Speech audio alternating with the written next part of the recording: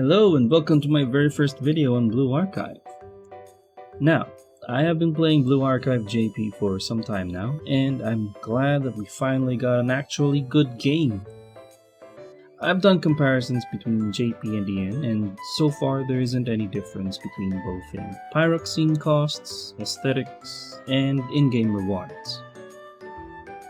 Now, I'm by no means an expert when it comes to Blue Archive, but I have played the game pretty early even before Global came out. So for this video, these are just my 10 tips that you may or may not know of. Tip number 1. Use Serena's skill to push your tank forward. There are multiple times when your tank tends to stay with the mid or back line, and that places your more squishy students in danger. Utilizing Serena's skill of bringing the closest student to her medkit, you can force your tank to move forward to the front line. Be careful though. If you have another student closer to the medkit, that will attract that student towards the skill, so make sure you only have your tank student closest to the medkit. Tip number 2. When using multiple AoE characters, remember to place it in overlapping gaps on enemies. Students such as Hibiki and Mutsuki have EX skills that have multiple AoE damage circles. Now these circles aren't a one-hit package, so to speak. Each circle actually does their own damage against enemies, so proper placement of their skills can net you more damage than having only one circle on an enemy. Tip number 3.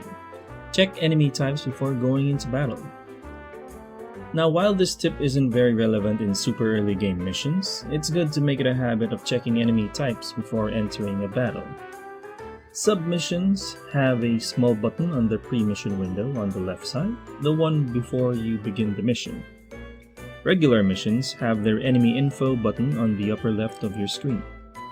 There is also a synergy info right beside it if you've forgotten armor type weaknesses. But the general consensus is that red attack is to red armor, yellow attack is to yellow armor, blue attack is to blue armor, and so on and so forth. Tip number 4. Rush the early missions as far as possible.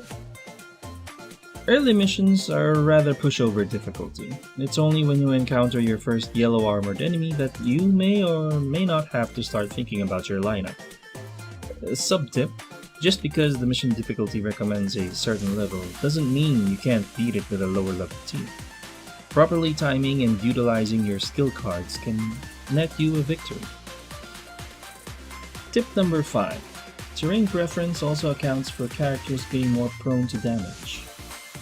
Now, I'm not sure if I missed this in the tutorial, but based on my experience, characters with poor terrain preferences tend to dodge less. Now, this isn't relevant during early missions, but once you've gotten past them, you'll start to notice your characters receiving far more damage than previous missions. The game tips don't mention terrain preferences other than damage bonuses, so feel free to correct me down in the comments if I'm wrong. Tip number 6. Do your beginner missions. Nonomi is essential. Prioritizing on completing your beginner quest is recommended because Nonomi is a very powerful yellow backline. Once you have completed the beginner quest, you have enough LFs to acquire Nonomi as well as ranking her up to 3 stars.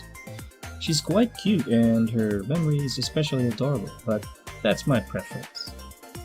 Nonomi is a staple lineup when it comes to the base defense commission, as she can wipe or heavily damage multiple enemies with ease, so be sure to acquire her and finish the beginner quest.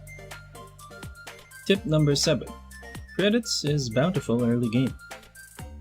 Credits are a dime a dozen in the start of your career as a sensei, so feel free to spend as much as you want. Tip number 8. Enter your club room every day for 10 more stamina. Once you have unlocked your club room privilege and have joined or created a club, visit your club once every day to get 10 free stamina. It's free and it can help you in a pinch if you're in need of stamina for that one more mission to level up, which you should always spend, by the way. Tip number 9. Students have gift preferences indicated by the smiley emotes they show when holding your gift. Now this tip is not relevant early game as you need to unlock the cafe section in order to give a student a gift. Gifting students increases their affection or relationship level with you, giving them bonus stats. Now, while there are other ways to increase affinity with your students, this is one of, if not the fastest way to increase your students' affinity with you. Tip number 10. Don't add additional items in crafting during early game. This is a massive trap for early game senseis. Adding additional crafting materials or items on the first unlock will yield you better chances of a nice item, but you are extremely limited with the amount of materials that you have, and getting those materials is time-gated, as you only acquire a good amount of them in bounties. These materials are usable for leveling up your students' skills above level 2, so don't be me who thought of adding more materials only for that decision to immediately bite me in the back. And those are my 10 tips for new and possibly veteran senseis for Blue Archive. If you have any tips, feel free to comment down below. Who knows, perhaps even I could learn a tip from you.